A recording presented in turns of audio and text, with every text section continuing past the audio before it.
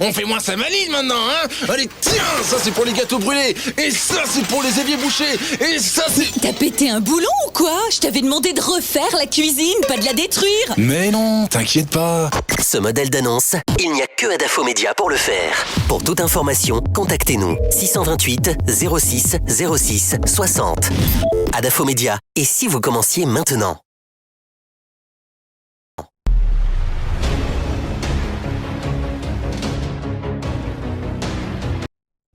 Bienvenue dans la deuxième partie des Grandes Gueules. Si c'est maintenant que vous nous rejoignez, merci à tous de nous écouter un peu partout dans le monde et de nous regarder à la télévision.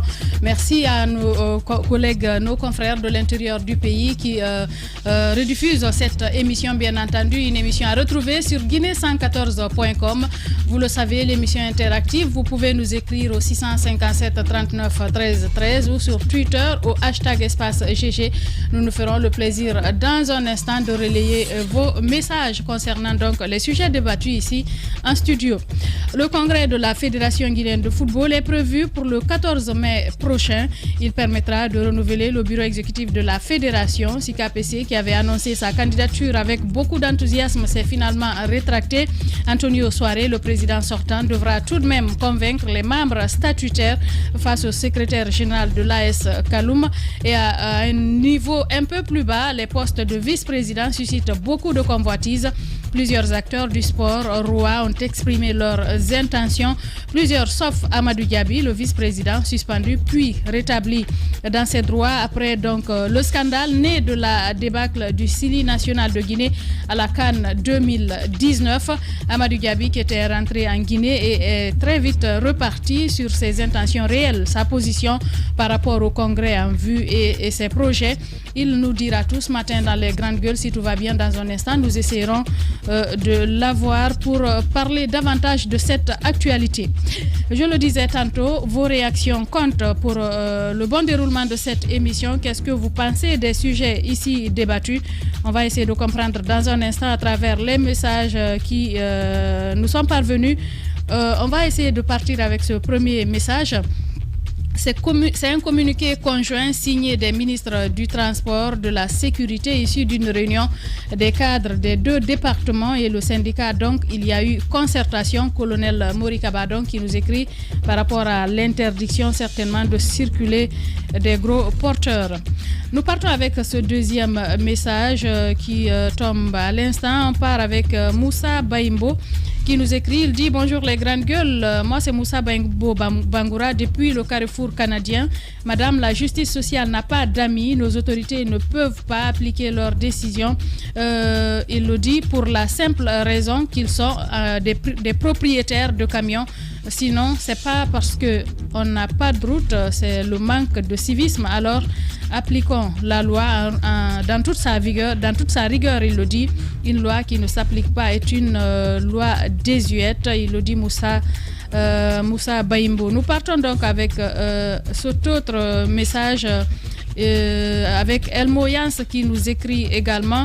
Il dit bonjour Yaya, bonjour les GG. Voir le tronçon Amdallah et Lambani Symphonia qui est plus restreint, litigieux et compliqué. Ta voiture peut être réquisitionnée toute la journée en voyant les motos et tricycles défiler par-ci par-là. Koro Alpha Condé a stipulé que bientôt la Guinée va concurrencer le Nigeria, qu'il mette sa politique de développement viable à jour. Les Guinéens sont fatigués, il disait donc, les Guinéens sont fatigués des illusions et des promesses depuis 11 ans. C'est El Moyans donc qui nous envoie ce message. Nous partons avec Poulo Toro de l'Insan.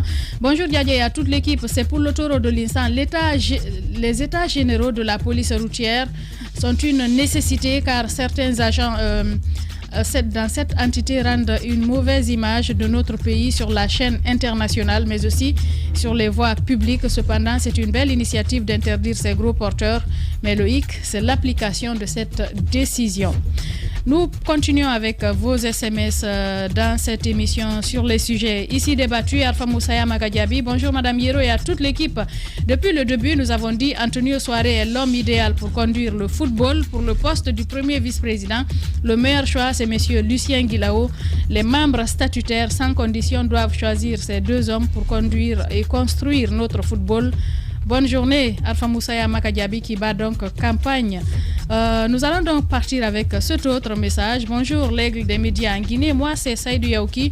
Depuis la ville des agrumes, l'interdiction de circulation des gros porteurs pendant des heures de pointe est une décision salutaire. Il le dit donc Saïdou Yaouki. Nous partons à présent avec Maki de Dar es Salaam.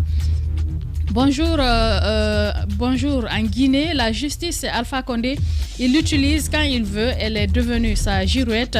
Parlant des routes, Selou, en tant que ministre, a plus fait pour nos routes. Un peu d'années, il veut dire que les 10 ans d'Alpha Condé, l'homme qu'il faut à la place qu'il faut, la solution, c'est CDD.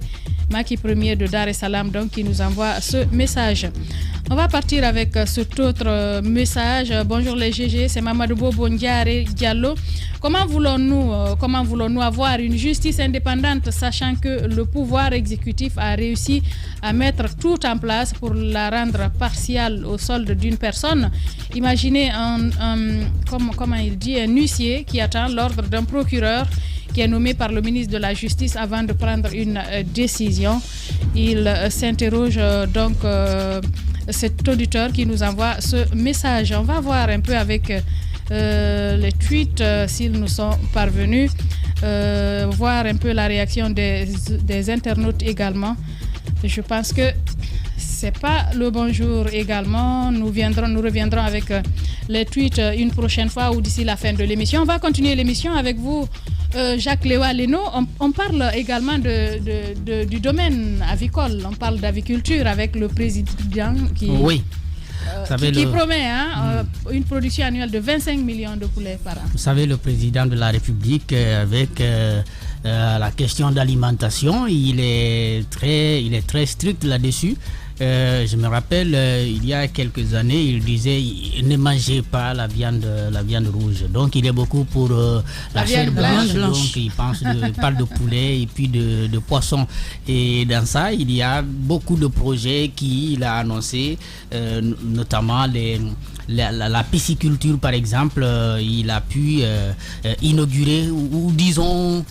il a inauguré quelques projets comme ça à l'intérieur du pays où on a mis des poissons. Cette fois-ci, avec les poulets, il annonce l'arrivée très bientôt des partenaires, je crois marocains. Il a reçu quelques-uns mardi. Donc quelques-uns déjà mardi, et ceux-ci doivent arriver pour installer une unité de production ici. Production, mais également, je crois, de formation aussi pour permettre au bout de quelques années de passer la main, n'est-ce pas, aux Guinéens. Et ce qu'on nous annonce, c'est 25 millions de poulets par an. Comme en termes de production, ce qui devrait jouer un peu sur le coût du poulet aujourd'hui. Aujourd'hui, on le négocie à poulet importé. Bon, on négocie à 40 000, mais je crois que c'est la conjoncture actuelle qui a rendu les choses difficiles. Sinon, il y a quelques années derrière nous, mais même en 2019, jusqu'en 2020 même, on pouvait négocier, n'est-ce pas, le poulet à 20 000, 25 000. Donc, si aujourd'hui on s'est retrouvé dans cette situation, c'est parce que, bien évidemment, il y a une crise réelle et qui a fait déjà l'objet de beaucoup de commentaires, de beaucoup de discours de la part même de l'exécutif. Moi, les questions que je me pose sont à deux niveaux. La première est, est-ce que nous avons un problème de production ou un problème d'organisation à l'interne? Je me dis, certes, il n'y a pas de quantité suffisante, mais la production telle que je la voyais, elle était sur un bon chemin. Avec les producteurs locaux, il y a beaucoup d'initiatives. Il y a beaucoup d'initiatives ici à Conakry, mais également à l'intérieur du pays.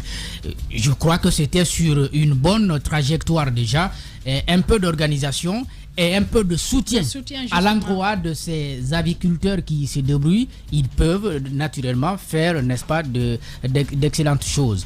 Et puis aussi les débouchés, parce que si on continue jusqu'aujourd'hui à importer du poulet, même en carton dans notre pays, c'est parce que derrière on n'a pas la certitude qu'on peut, n'est-ce pas, s'autosuffire à l'interne. Il y a des pays qui ont interdit l'importation des poulets. C'est le cas par exemple du Sénégal. C'est vrai que l'objectif du départ c'était interdit contre la grippe aviaire.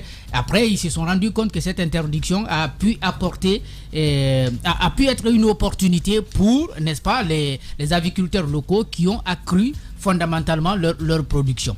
Donc ces jeunes qui ont aujourd'hui des initiatives, qu'est-ce qui est prévu pour les aider quand même à résister? C'est vrai que le président dit quelque part aux aviculteurs locaux, nous leur disons que ce n'est pas une concurrence, ils n'ont pas à avoir peur, ils peuvent tout naturellement résister à cette situation. Or, il y a bien des problèmes, il y a bien des risques que lorsque cette unité va s'installer ici à Conakry, qui va avoir une meilleure organisation, qui va avoir une couverture intégrale du marché de poulet dans notre pays, pour la petite période que ces aviculteurs-là vont passer, en tout cas sous cette production, ça va être une concurrence et il y a des risques qu'ils ne puissent pas tenir. Bien évidemment, on va partir avec ce ton.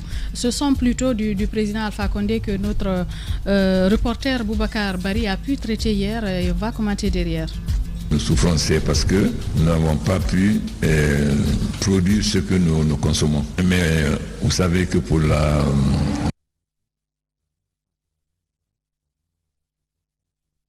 nous importons 25 millions de poulets. Nous avons reçu des partenaires qui vont nous accompagner pour la production de 25 millions de poulets avec l'accompagnement de la banque de la BIDC, c'est-à-dire dans l'ensemble de l'investissement, les Guinéens devront apporter 30% et la banque 70%. Ceux qui produisent aujourd'hui à petite échelle de volaille peuvent s'inquiéter, mais ils ne doivent pas s'inquiéter parce que nous allons les intégrer, faire en sorte que leur coût de production soit plus bas, parce qu'aujourd'hui ils vendent le poulet très cher jusqu'à 40 000. Or l'objectif c'est d'arriver à vendre le poulet à 20 000. Les grandes gueules.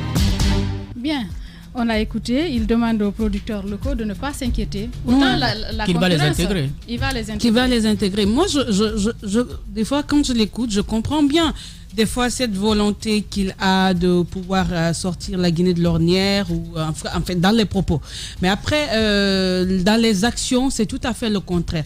Et par rapport à cette situation-ci, moi, ce qui m'inquiète, c'est justement le cas de ces Guinéens.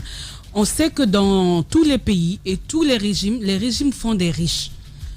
Je suis bien d'accord qu'on ait ces projets, mais moi, aujourd'hui, la question, c'est de savoir qu'est-ce qu'on fait des aviculteurs guinéens. Qu'est-ce qu'on fait des fermiers guinéens?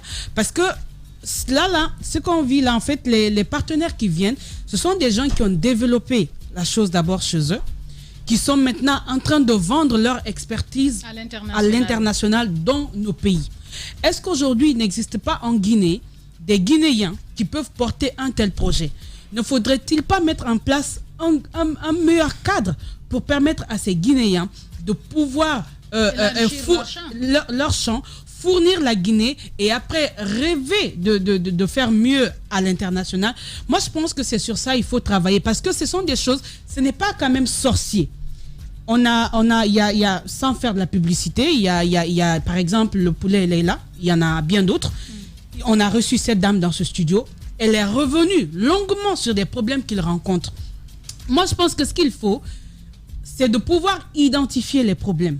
S'il faut mettre de l'argent, il faut mettre de l'argent parce que, ça permet de faire face à des problèmes. Le président, il parle d'autosuffisance alimentaire qu'on peine à atteindre. Mais la faute à qui? Là où on devrait mettre l'accent, on ne le fait pas. L'agriculture, on ne produit pas en Guinée aujourd'hui. La pisciculture, il y a beaucoup de Guinéens qui sont tout le temps en train de sortir pour aller voir ce que les autres font ailleurs. Mais une fois chez eux, c'est quoi le cadre pour leur permettre d'entreprendre? Vous avez de l'argent, ou bien vous n'avez pas. Avoir de l'argent auprès des banques, c'est un problème. Lorsque vous avez les banques, l'argent, il y a des difficultés. Comment faire face à tout ceci? Je pense que, comme on le dit souvent, l'État à lui seul ne peut pas tout faire.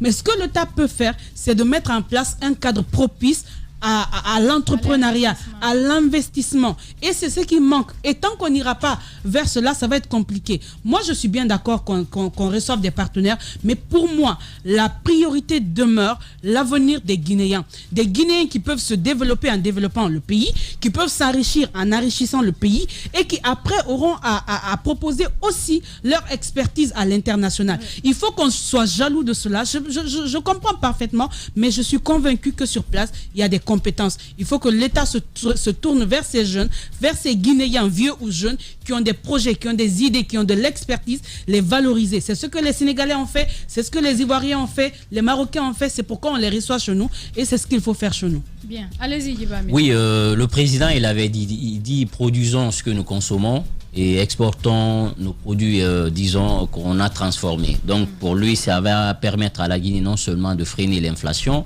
mais aussi d'inverser la tendance parce qu'il estime qu'on dépend plus de l'importation que l'exportation. Que le seul produit que nous exportons en Guinée, et aussi ça aussi à perdre, c'est la bauxite. Donc, d'où cette, disons, croissance qui repose que sur la bauxite. Maintenant, pour revenir à la question, c'est vrai, il faut qu'il y ait une politique de protectionnisme.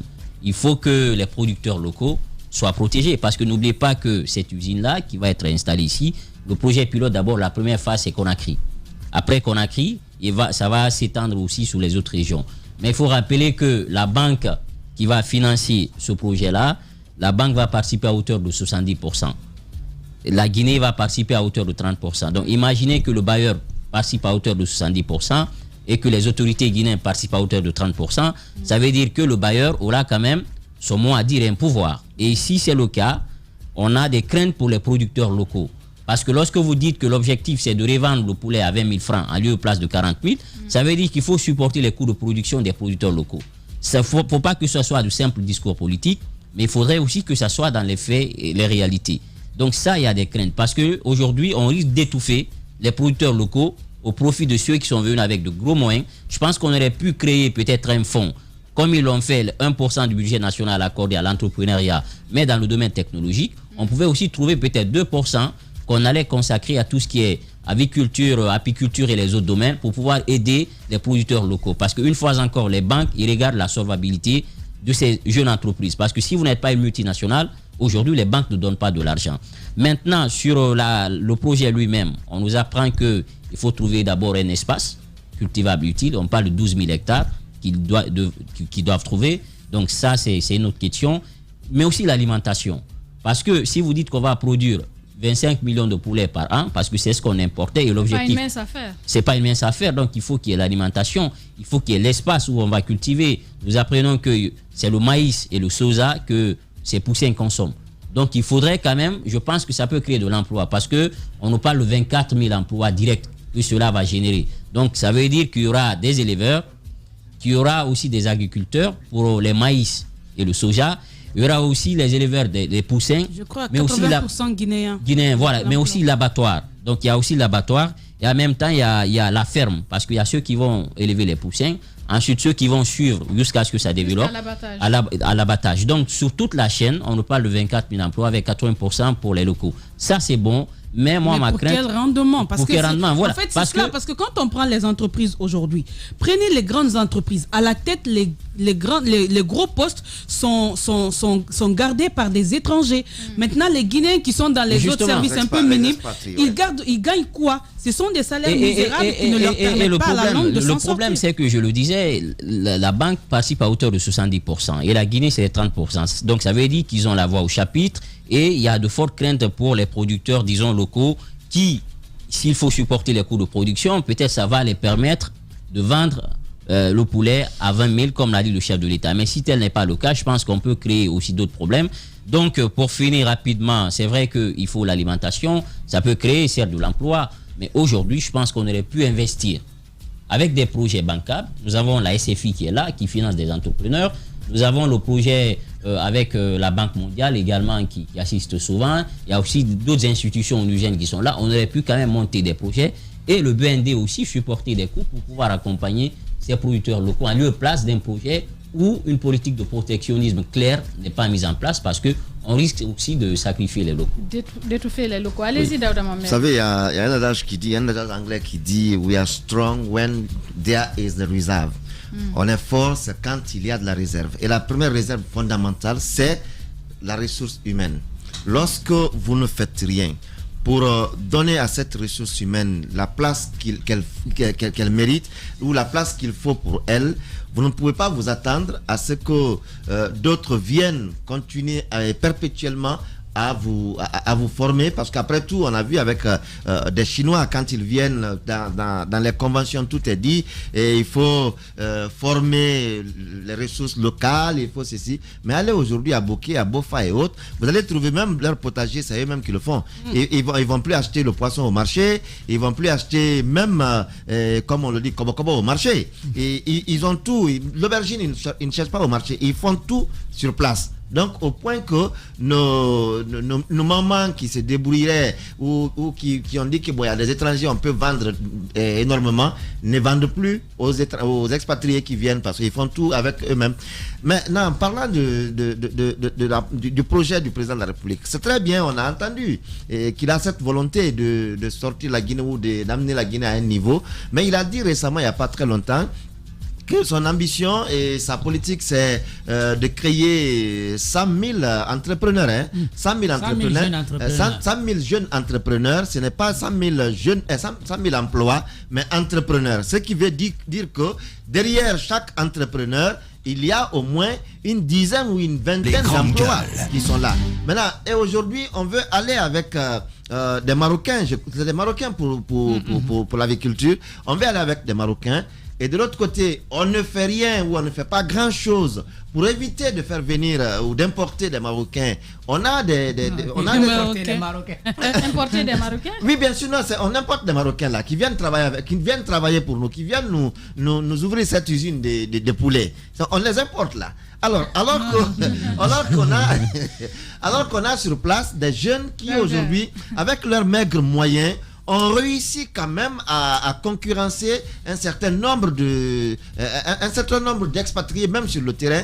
Et qu'est-ce qu'on fait concrètement et lourdement pour leur permettre d'aller plus fort, d'aller plus loin? Et je crois qu'à ce niveau, on ne peut pas continuer à dire que si aujourd'hui on nous impose des prix ou des prix parce qu'on est dépendant de la communauté internationale, ça n'a rien à voir avec la communauté internationale. Lorsque vous travaillez dans le sens de promouvoir l'intelligentsia locale, vous n'avez pas à vous plaindre de la communauté internationale, parce que quand on parle des poulets, et ça ce n'est pas la communauté internationale. Ça, c'est ce qu'on fait sur place. Les grandes gueules. Ça peut pas forcément venir dans un conteneur. Ça peut se produire sur place. Ça peut se produire sur place lorsqu'on aide les jeunes. Parce qu'ils sont nombreux aujourd'hui. Ils sont nombreux aujourd'hui. Ouais, c'est ça le problème. C'est ce complexe-là que la qualité du poulet. Quand ça vient d'ailleurs, c'est bon. C'est un complexe. Quand ça vient d'ailleurs, on dit que non, c'est la meilleure qualité. On boit des jus dont on ne connaît même pas. Les poulets qu'on reçoit chez nous ici, on ne sait même pas quel produit est injecté à ces poulets pour leur. C'est comme les jus. On se hâte à boire des jus, on ne sait même pas comment c'est fait. On refuse nos ginja, nos bissap, les locaux qui font ça ici. Mais on dit que non, puisque c'est XL ou bien c'est tel, on dit que c'est moins cher, c'est plus cher, et donc c'est de la qualité. On en a chez nous. Notre poulet local, il n'a rien à voir avec ce qu'on envoie, quand même, ce qu'on importe chez nous. C'est bien cher, mais on peut, lorsqu'on aide lorsque la production est forte, le prix peut être revu à la baisse. Parce que la politique du président, où son objectif, c'est de pouvoir vendre le poulet à 20 000 francs. Mais de quelle qualité de poulet on parle là? On a des poulets qu'on a dans les marchés qui pourrissent ici. Des poulets gonflés là qu'on importe. Il faut aujourd'hui accompagner l'entrepreneuriat local. Et on ne peut pas tout attendre de l'extérieur, qu'ils viennent avec 70%, nous on va avec 30%, mais ce sont eux les rois en ce moment. D'accord. Mafoulia l'a dit tout à l'heure, ils ont développé chez eux, et ils ont commencé comme Wouri a commencé à Dubreka, comme Franceri a commencé à Cancan, ainsi de suite. Ils ont commencé comme ça. Ils ont été accompagnés, ils ont été aidés. Faisons la même chose et qu'on aide nos entrepreneurs locaux, qu'ils trouvent aujourd'hui une place, que d'attendre toujours de l'extérieur, parce qu'on pense que ce qui vient d'un conteneur, c'est ce qui a de la qualité. Bien, allez-y Antoine. Moi je vous écoute et puis j'ai ri. Ouais, il j'ai faut ri rire, parce que tu ne comprends j'ai pas. l'impression d'écouter des nationalistes qui ne le sont pas du tout. On parle de faire la promotion des entrepreneurs locaux et tout cela, mais soyons réalistes, Madame Miro. Soyons réalistes parce que j'ai l'impression qu'on n'est pas dans le même pays. On est très complexé. Lorsqu'on n'a pas une expertise, pourquoi se gêner qu'on vienne nous l'apprendre? Ben si, je ne me décris pas. Qui te dit qu'il y a pas Lorsqu'on n'a d'expertise? pas une certaine expertise, Il y a acceptons qu'on nous l'apprenne. Il y a l'expertise. Dans la production de 25 millions. Attends, tu connais même pas les producteurs guinéens. Dans la Ne dis pas ça, sinon tu dirais pas ça. Que je finisse. Dans la production de 25 millions de poulets, je ne sais pas si les Guinéens ont cette expertise. Sinon, là, on ne parle pas d'expertise, on parle de moyens. Ça, c'est pas de l'expertise. Ne mélange pas. C'est le moyen. Ce n'est pas de Ce l'expertise. qui va se faire, selon ce que j'ai entendu dans les propos des uns et des autres, parce Les grandes gueules. j'ai eu l'impression que le projet il est très important, parce que ça a été le premier élément du journal télévisé. Ça va se faire dans l'ordinateur. Parce que c'est le président On de la a vu un République. chef d'État prendre la parce que le président de la parole et République, il a c'est pas été important, suivi là. par les différents acteurs qui sont impliqués. On nous apprend qu'il y aura 80% de Guinéens dans ce projet, ce qui déjà m'enchante. Parce qu'à ce niveau, les Guinéens seront grandement représentés dans le projet. À mon avis, si on veut mettre en place cette unité de production de poulet à hauteur de 25 millions par an et que les Guinéens sont fortement représentés, il faut s'en réjouir. Ah, non. Parce que ce qui va être intéressant dans cette histoire, c'est qu'on va nous apprendre des choses qu'on ne sait pas. C'est ça le problème. On le sait. Non, mais attends, ne peux pas te laisser dire ailleurs. On nous apprend qu'ailleurs, on a pu réussir. Tu penses que 25 millions, c'est vraiment beaucoup? Attendez que je finisse. Il a des problèmes. 25 millions, tu penses que c'est beaucoup? Chaque Guinéen au moins aura un poulet. Non, mais un poulet par an. En fait, tu as une vision. Non, non. Tu as une vision minimaliste. Une vision minimaliste et tu ne penses pas que la Guinée puisse disposer d'expertise. Ce qui est faux. Il y a de l'expertise. Ce qu'il faut aujourd'hui, c'est un meilleur cadre et des moyens. D'accord. Merci pour ce rappel. Mais je te rappelle aussi, Mafoudia, que parmi ces experts guinéens que tu cites, mais j'ai pas vu un seul qui a pu nous dire qu'il est capable de nous produire. Mais ils produisent déjà à la hauteur de mais pas leurs en moyens. quantité, pas en grande quantité. À la hauteur de leurs moyens. Justement, s'il y a cette Il faut les supporter. je ne suis pas contre le fait Mais qu'on c'est nous ce qu'on envoie dit, des experts Antoine. étrangers. Pour nous, Tu n'as pas Moi, vu je les suis différentes contre fermes lorsqu'on a ici? des expertises dont il faut il faut leur donner de l'argent, des moyens. C'est ce qu'on Ce demande. qu'on ne dit pas assez. Je ne dis pas qu'il n'y a pas de jeunes Guinéens capables de cela. Mais Je alors ne dis pas. Mais pourquoi être contre un projet parallèle? Parce qu'on a qui nous besoin de permet- Guinéens qui s'enrichissent aussi, Mais qui vont ailleurs. nous ne sommes pas un pays à vase clos. Ailleurs, ça a laisse été tomber, possible. personne n'a dit Ces ça. Marocains, lorsque je les ai écoutés, ils ont réussi ailleurs. Tu sais, Ils ont ils nagent dans réussi. combien de Ils ont millions? réussi comment? À travers ce Ces Marocains, projet, tu comment ils ont sais, ils réussi? nagent dans combien de millions? Ils ont été soutenus par leur pays. Des pays l'ont accepté.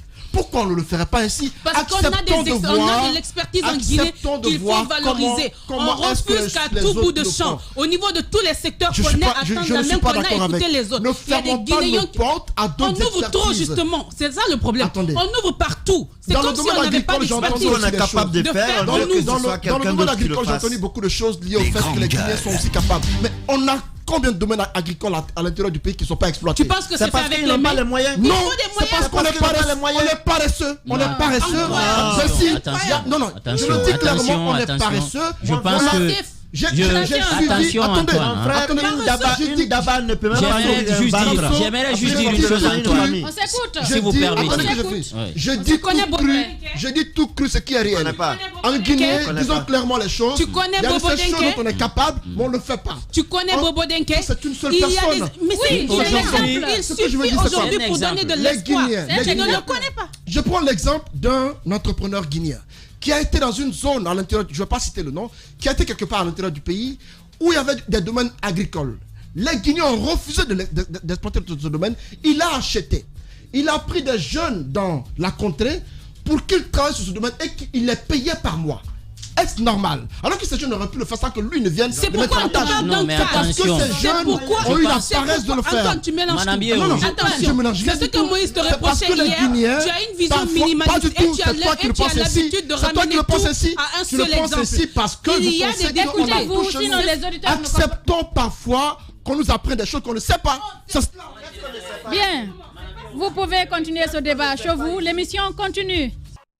L'idée des grandes gueules n'est pas d'être un petit village, dans sa fierté, face à tous les autres journalistes qui auraient renoncé. Ce que, de plus, nous ne croyons pas. Notre idée est plutôt de faire école, d'aider tout le monde et de constituer un laboratoire utile à tout le monde. Ici commence l'actualité de la Guinée. Bienvenue chez les GG. Merci de continuer cette émission avec nous. Vous avez dû le comprendre, la tension est montée d'un cran dans ce studio entre Antoine Mafoudi et Djiba Milimono. Antoine qui ne comprend rien du tout ce matin, il faut le dire. Vraiment. Merci. On va continuer donc avec... Ça, c'est une attaque. Ah oui, le dé, il ne comprend rien du tout ce matin. Oui, il oublie c'est votre vision des choses. On ne relance pas le sujet. Voilà. D'abord ne peut même pas nourrir un ventre. La vérité est on va aller avec Amadou Diaby, bien évidemment, sur le sujet de la FEGIFOOT. Oui, c'est important de l'entendre. Il était au cœur de l'actualité depuis 2019. On a suivi, après la CAN, des sanctions qui sont tombées, des accusations qui ont été entendues par-ci, et puis, bien entendu, le dossier judiciarisé jusqu'au niveau du TAS. La décision, la première, le suspendait, et puis le TAS a finalement décidé qu'il soit réintégré au sein de la Fédération guinéenne de football. Quand on l'a vu ici dernièrement, on attendait à le voir encore aux côtés d'Antonio Soiré et de toute l'équipe qui dirige la Fédération guinéenne de football jusqu'au congrès qui est prévu désormais pour le 14 mai, sauf qu'il est très vite reparti. Il est important aujourd'hui qu'on sache pourquoi. Est-ce qu'il n'est plus intéressé par la gestion du football de notre pays, ses relations avec ses amis. Ses amis, je crois, ils le sont encore. Et puis, ses projets aussi, c'est important. Il est connu pour être un agent de foot, je crois. Et il était connu déjà avant qu'il n'intègre, n'est-ce pas, la Fédération guinéenne de football dans ce sens. C'est l'objet, en tout cas, de cette interview qu'il a bien voulu nous accorder. Amadou Diaby, qu'on essaie donc de joindre au Amadou Seba comme un beau diable pour essayer donc de l'appeler pour parler de cette situation à la FEGIFOOT, Djiba Milimono. Oui, tout à fait. Vous savez, la commission d'éthique avait fait un travail parce que Amadou Diaby, qui parle, lui aussi parle un peu de ce scandale. Voilà. À un moment, on parlait même de la Fédération Gate. Entre lui, Paul Put et lui, et aussi la commission d'éthique, il y avait quand même un ping-pong entre les trois entités pour savoir qui était responsable, même si on disait à l'époque qu'il y avait un élément sonore qui l'accablait, lui, Amadou Diaby, dans cette situation. Donc finalement, le tribunal arbitral... C'est ce qui n'a pas suffi à l'incriminer. À l'incriminer parce que le tribunal arbitral disait que les preuves qui ont été présentées par la commission d'éthique étaient très minces, donc il fallait revenir pour refaire le travail et pouvoir remonter les informations. Donc finalement, il a été...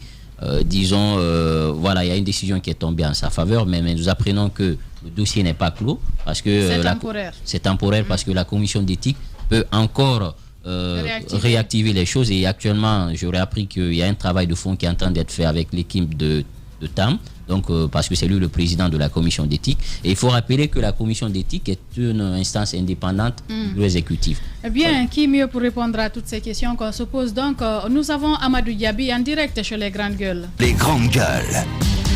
Bonjour, monsieur Diaby. Bonjour, ma sœur Yero, comment ça va? Ça va, Dieu merci. Allez-y, Jacques Léon. Alors, monsieur Diaby, pour commencer, on aimerait bien savoir, vous venez à Conakry au lendemain de la décision qui vous rétablit dans vos droits, et puis vous trouvez qu'il y a une actualité en Guinée, c'est bien sûr la préparation du congrès de la Fédération guinéenne de football. Très vite, vous repartez à Kinshasa. Pourquoi? Écoutez, je suis libre de mes mouvements. Moi, je pense que je suis allé d'abord avant tout au tribunal international. C'était pour d'abord défendre mon honneur. Vraiment. Vous m'entendez? Nous vous entendons. Vous êtes à l'antenne, monsieur Diaby. Allez-y. Ah, ok. Donc, si je suis allé au TAS, c'était juste d'abord pour aller défendre mon honneur. comme vous le savez. Donc, c'est l'honneur d'un homme. C'est très, très important parce que, comme vous le savez tous, que après l'élimination de l'équipe nationale en 2019, on m'a fait porter le chapeau pour dire que j'étais le seul et unique responsable de l'élimination de l'équipe nationale. Donc, c'est du jamais vu dans le monde parce que, comme vous le savez, je ne suis que vice-président de la Fédération guinéenne de football, mais on m'a porté le chapeau pour dire que c'est moi le leader, c'est moi le responsable. Donc, il fallait maintenant prouver de quoi je suis responsable. Et puis après, il fallait trouver un bouc émissaire, c'est tout. Bien, Mais- allez-y Antoine. Les termes n'ont pas été employés ainsi à l'époque. C'était à l'issue d'une conférence de presse où l'entraîneur Paul Put a été accusé dans une certaine histoire de corruption. Vous, étant son complice, ça avait été dit qu'Amadou Diaby avait joué un rôle pour le recrutement de certains joueurs. Paul Put disait que pour le paiement de certaines primes, il y avait une certaine complicité entre vous à l'époque. Monsieur Antoine, vous devez savoir qu'en Guinée, il y a 3 valises. Il y a le mensonge, il y a le rumeur et il y a beaucoup de hitanambé en Guinée. Vous savez, ce n'est pas le moment de déballer tout parce que j'aurai le temps et la possibilité de déballer tout ce qui s'est passé réellement en 2019 pendant la CAN 2019. Donc pour l'instant, je ne peux que m'exprimer sur le problème de la question que vous venez de me poser, pourquoi je suis venu tout de suite à Kinshasa. Je suis venu à Kinshasa parce que j'estime que après avoir été, comment on appelle, insulté, raconté du n'importe quoi sur ma personne, alors que le tribunal international aujourd'hui a prouvé, a démontré que j'étais innocent. J'avais toujours réclamé mon innocence.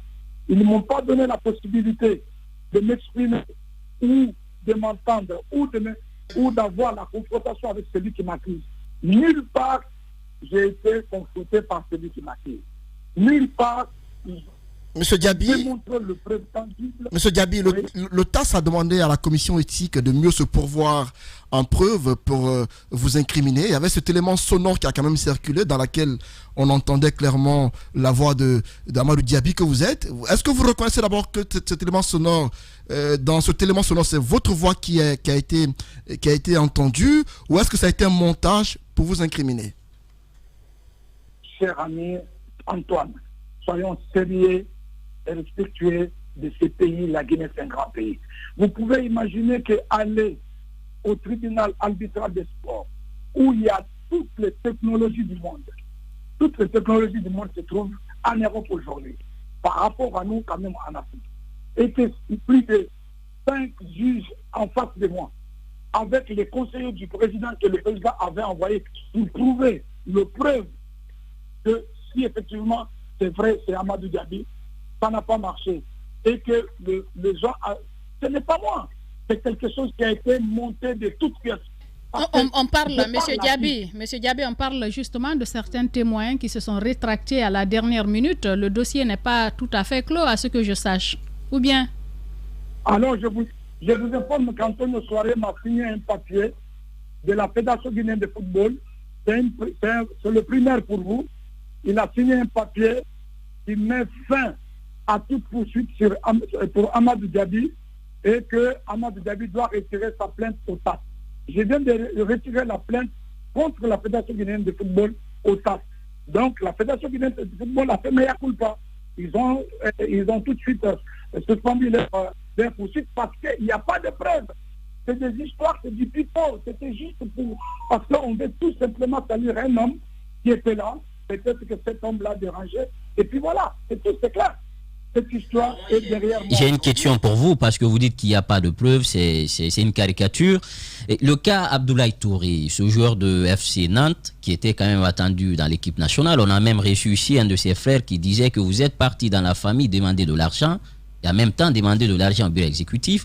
Quand même, à l'époque, c'est un sujet qui défraie la chronique. Que répondez-vous à ces personnes qui estiment que vous avez demandé de l'argent à des joueurs pour qu'ils puissent jouer pour leur pays? Pourquoi je n'ai pas demandé l'argent aux autres joueurs, à Diawara, à tout le monde, sauf à Abdoulaye. c'est des histoires, monsieur, s'il vous plaît. On ne peut pas demander, c'est pas d'abord d'insulter Abdoulaye. Il ne faut pas insulter Abdoulaye. Abdoulaye ne peut pas, on ne peut pas, un premier vice-président ne peut pas aller voir un joueur, lui donne-moi de l'argent avant qu'il vienne en sélection. C'est pas possible, c'est faux, c'est archi faux. C'est-à-dire que ça, c'est d'abord, non, vous ne respectez pas d'ailleurs le joueur, parce qu'Abdoulaye, c'est quand même un grand joueur. Vous ne pouvez pas dire que pour qu'il vienne en Guinée, il faut qu'il paye. Mais pourquoi il n'est pas venu pendant tout ça? Mais là, c'est le père du joueur qui a témoigné à l'époque. C'est le papa du joueur qui a clairement indiqué que pour que mon fils vienne en Guinée, on nous a demandé de l'argent et le nom qui a été cité à l'époque, c'est le nom d'Amadou Diaby qui avait été cité. Le papa d'Abdoulaye Touré. J'aurais aimé, vous êtes des journalistes, je crois qu'il faut faire beaucoup attention avec les rumeurs. Appelez Abdoulaye. C'est pas en fait, quand nous apprenons des choses, nous posons des questions aux personnes qui sont accusées. C'est le rôle du journaliste de poser des questions, M. Diaby. Et c'est à vous de nous dire que ce n'est pas le cas. Alors, je vous informe que jamais j'ai discuté avec Abdoulaye de l'argent, ni quoi. J'ai eu Abdoulaye dans ma vie une seule fois au téléphone. Abdoulaye a dit que il ne pouvait pas venir pour jouer pour la Guinée. Pour l'instant, il n'a pas encore le temps. Le jour où il décidera, il nous fera signe. Avec Abdoulaye, nous n'avons jamais parlé d'argent parce que je me vois mal quand même d'aller demander l'argent à un jour. Pourquoi je n'ai pas demandé l'argent pour que Diawara vienne jouer? Diawara a fait 6 ans, 7 ans. On a tout fait pour que Diawara vienne jouer en Guinée, ils n'ont pas voulu. Alors, là aussi, on a fait l'argent à Diawara pour qu'il vienne. Bien. Monsieur Diaby, allez-y, Jacques, Monsieur Diaby, il y a eu beaucoup d'autres histoires aussi et je voudrais vous ramener sur le cas Paul Put et son recrutement. Après, on le disait très bien, il avait déjà fait l'objet de poursuites judiciaires mêlées à quelques scandales dans d'autres pays avant qu'il ne se retrouve, n'est-ce pas, dans notre pays. Et vous êtes de ceux qui ont démarché, n'est-ce pas, pour le faire venir en équipe nationale. Dites-nous très bien, c'est quoi la vérité autour du recrutement de cet entraîneur? C'est une très bonne question. C'est une question à poser au président de la Fédération guinéenne de football. Parce que c'est lui qui engage la fédération, c'est lui le patron de la fédération, il est le seul. Le président a été très clair avec vous à la conférence de presse en Égypte. Il vous a bien dit, il vous a dit que c'est lui qui a recruté Paul Pitt. Il vous a dit dans la conférence de presse. Donc je ne vois pas en quoi encore cette question va revenir. Puisque celui qui a fait venir Paul Pitt là vous a dit que c'est moi qui ai recruté Paul Pitt dans la conférence de presse. Donc je crois que je n'ai pas quoi répondre par rapport à ça, puisque je ne suis pas le responsable de celui qui a fait venir Paul Pitt. C'est clair, je ne suis que vice-président. Un vice-président ne peut pas venir un entraîneur. Vous ne pouvez pas ne rien savoir alors que vous étiez aux côtés du président quand même, Amadou Diaby, à moins que vous ne fassiez de la langue de bois. Les démarches, c'était Amadou Diaby, c'est vous qui avez démarché Paul Put. Et Paul Put, dans son témoignage, à l'époque, avait dit qu'il vous reversait des ristournes par rapport à son salaire. Il vous reversait des montants liés à un deal qui aurait été passé entre vous pour qu'il vienne en Guinée. Mais vous êtes là, vous les journalistes. La Guinée a lancé, la Fédération guinéenne de football a lancé l'appel d'offres devant vous tous, devant tout le monde. Tout le monde était en Guinée. L'appel d'offres a été lancé tout de suite par la Fédération guinéenne de football. Et Paul Pitt, c'est lui qui fait venir Paul Pitt en Guinée. C'est mon président de la Fédération guinéenne de football. C'est pas quelqu'un d'autre. Il ne faut pas chercher à midi à 14h dire Amadou Diaby ou ceci. C'est lui qui a fait venir le entraîneur politique, le président Antonio. Il vous a dit ça officiellement dans sa conférence de presse en Égypte. Il a assumé. Et puis voilà. Donc, ça n'a jamais été Amadou Diaby. Jamais de la vie. On sait que dans le recrutement, c'est directement le président qui est engagé, on le sait, mais vu que vous étiez un acteur majeur et que réellement le cas de Paul Put a fait couler encre et salive, quand on connaît le passé, Jacques l'a rappelé tout à l'heure, c'est pourquoi on vous demandait des éclaircissements sur ce qui a concouru à son choix par rapport à tant d'autres malgré son passé. Attention, quand d'abord Paul Put n'était pas sa première fois de venir en Guinée, je vais d'abord rappeler aux gens qui ne savent pas ce qui s'est passé, au moment où il y a eu le comité de normalisation en Guinée, à l'époque, Amadou Diaby n'était pas aux affaires. Il a fait venir alors Paul Put à ce moment pour pouvoir venir, comment on appelle, répondre à la candidature posée par la Fédération de football. En ce moment, je n'étais pas là. Alors, on a fait quand même venir faire Paul Pitt. Et l'actuel président du comité de titre a entendu Paul Pitt, il avait reçu Paul Pitt au moment où il était vice-président de la Fédération de football. C'est encore Amadou Diaby qui avait fait venir Paul Pitt. Là, on ne parle pas. Alors que aujourd'hui, vous devez tous savoir qu'un entraîneur, il est recruté par le président de la fédération. Et entre-temps, c'est un appel qui a été fait. Le président était ami à Paul Pitt. Le président vous a dit dans sa conférence de presse en Égypte, vous dit que Paul Pitt est mon ami. C'est moi qui ai recruté Paul Pitt. Il vous a dit, il a été très clair. Maintenant, dire que Amadou Diaby va influencer. Antonio n'est pas un enfant. Il n'est pas un pédiatre, il ne faut pas le minimiser quand même. Alors, monsieur Amadou Diaby, aujourd'hui, on sait que hier, pour Amadou Diaby, Antonio Soirée, c'était vraiment, si je peux me le permettre, grand et petit. Et entre-temps, les choses tournent mal. Aujourd'hui, rien ne semble vraiment aller. Comment expliqueriez-vous aujourd'hui ce divorce entre vous et Antonio Soirée? Et de l'autre côté, quel regard vous portez sur le bilan de Antonio Soirée à la tête de la Fédération guinéenne de football? Votre bilan aussi en tant que vice-président. Voilà. Non, je ne vais pas. Moi, je ne serai pas là pour polémiquer. Et je ne veux pas personnaliser ce débat ou cette interview. Parce que je me dis que je parle de la Fédération guinéenne de football. Nous parlons de la Fédération guinéenne de football. Je n'ai pas envie de personnaliser le nom de qui que ce soit. Je suis libre aujourd'hui de prendre une arrêtine et que je ne suis pas là pour pouvoir parler du bilan d'un individu ou de qui que ce soit. Voilà. Parler du bilan de la fédération alors, si vous ne voulez pas du parler président, du bilan le bilan pas d'Antonio Soirée, mais du bilan du président de la fédération, mais de toute son équipe. De la fédération. Si je dois parler le bilan de la fédération, je ne pourrais pas parce que je ne l'ai fait que 2 ans de mandat, j'étais là. Après 2 ans, je ne suis pas là. Tout ce que je peux vous dire tout simplement. En 2 ans, vous avez pu faire quelque chose, Monsieur Diaby. Quel acte vous avez pu poser en 2 ans? Justement, je vous parlais de mon bilan personnel parce que quand l'équipe nationale a perdu, on m'a porté le chapeau. Donc, je ne fais que parler de mon bilan personnel. Mon bilan personnel est ici. C'est moi qui ai fait les 2 buts qui sont à la Fédération guinéenne de football. Moi qui ai amené les 2 buts qui sont là. Parce que la Guinée n'avait pas de buts, c'est moi qui ai amené les buts. C'est moi qui ai fait venir le partenariat français entre la France pour pouvoir remettre notre académie sportive en place. C'est moi qui ai fait venir les Français. C'est moi qui ai fait venir les binationaux. C'est moi qui ai organisé le foire en Guinée parce que le foire devait aller en Côte d'Ivoire.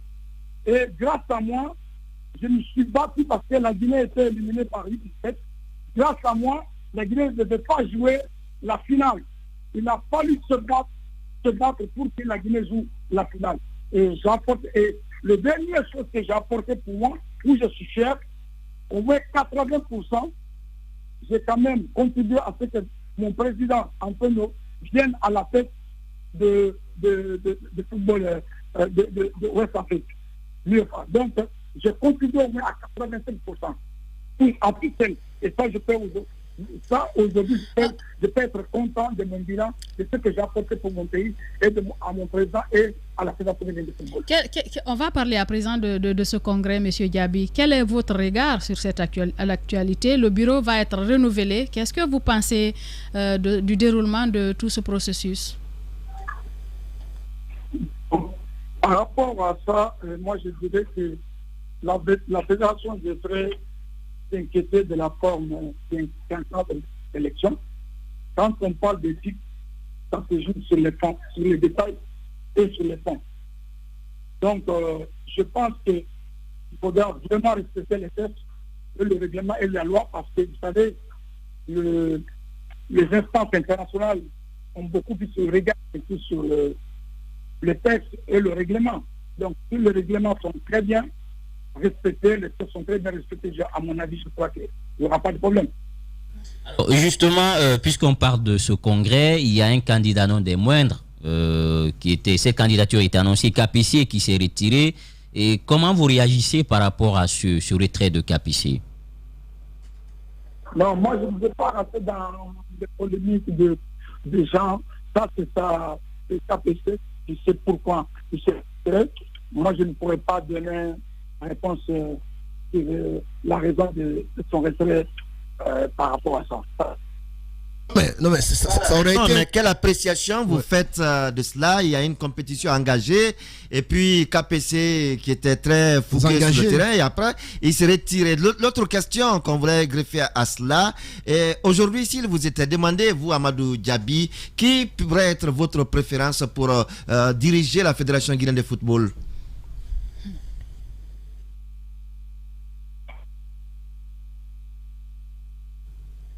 Vous nous entendez? Monsieur Diaby? Allô? Oui, allez-y. Avez-vous suivi la dernière question? Oui. Allô? Je pense que ça s'entrecoupe, Amadou. Je ne sais pas s'il est toujours là. Monsieur Amadou Diaby. Non, je vous entends. Alors, vous avez suivi la dernière question de Daouda Mohamed Kamara? Non, pas du tout. Allez-y, Daouda. La question, c'était pour terminer avec la première question de Djiba sur voilà, votre lecture du retrait de KPC, mais aussi aujourd'hui, quelle pourrait être la préférence de Amadou Diaby pour diriger la Fédération guinéenne de football? Et peut-être l'autre question pour finir, c'est quel regard porter sur les 6 candidatures des postes de vice-président, AKB, Titi Camara, Lucien Guilao, et pourquoi vous? Est-ce qu'on peut s'attendre à votre retour dans les affaires? Mais écoutez, moi je dirais que c'est une bonne chose.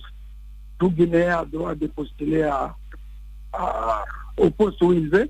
Mais là où je suis très fier de moi, parce que je sais que ce n'est pas un problème de poste, c'est vraiment un problème de management, un problème de leadership.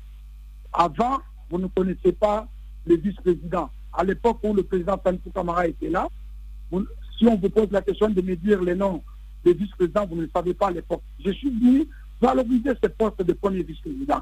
On peut m'aimer, ne pas m'aimer, mais j'ai valorisé ça avec beaucoup de manières, respect, et voilà. Donc, les grandes gueules. Ça prouve d'ailleurs que si tu vois qu'il y a 6 à 7 personnes aujourd'hui qui veulent ce poste-là, cela veut dire qu'Amadou Diaby a bien travaillé sur ce poste, puisqu'on a 2, 3, on ne s'occupe pas de ça, mais on veut premier. Donc, je crois, bonne chance à eux, mais j'ai bien travaillé, je suis content de moi. Il y a 6 personnes qui cherchent ces postes. La question de Djiba Milimono sur les autres postes de vice-président, entre autres, leur candidature. Vous avez une préférence par rapport à ces candidatures, que ce soit la présidence ou les postes de vice-président? Et pour finir, le secrétaire général de l'AS Kaloum, qui est maintenant candidat, beaucoup disent qu'il est c'est un pantin, entre guillemets, de Super V.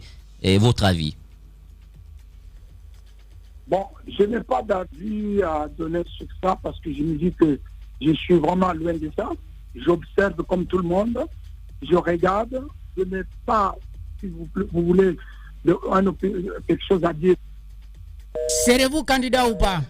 Il est parti. Oh là, malheureusement, perdu. On aimerait savoir cette question, Jacques, que tu voulais poser. Oui, je voudrais savoir s'il sera candidat quand même. Il dit qu'on a voulu le tuer, qu'on a voulu l'abattre. C'est pourquoi il se retire finalement de la FEGIFOOT, ok. Bon, il est assez réservé quand même sur certaines questions et pourtant c'était important. Ça fait longtemps qu'il le reporte.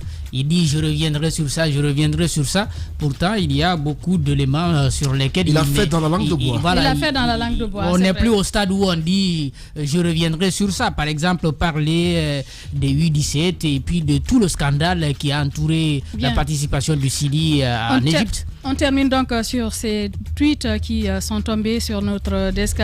Bonjour.